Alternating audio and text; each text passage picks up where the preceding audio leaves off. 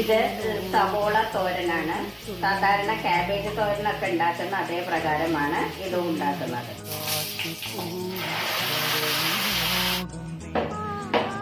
ഇത് പച്ചമുന്തിരിങ്ങ കൊണ്ടുള്ള പച്ചടിയാണ്. അരപ്പ് ചൂടാവുമ്പോൾ ഇതിലേക്ക് മുന്തിരിങ്ങ ചേർക്കുക. കൂടുതൽ സമയം ചൂടാക്കിയ ടേസ്റ്റ് മാറിപ്പോവും. ഇനി കുറച്ചുകൂടി തൈര് ചേർക്കുക.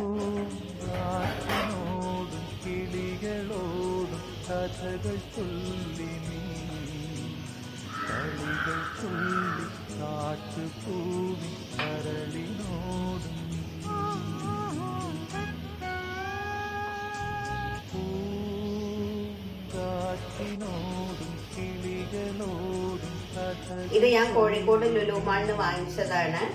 സ്പൈസി പൈനാപ്പിൾ ആണ്.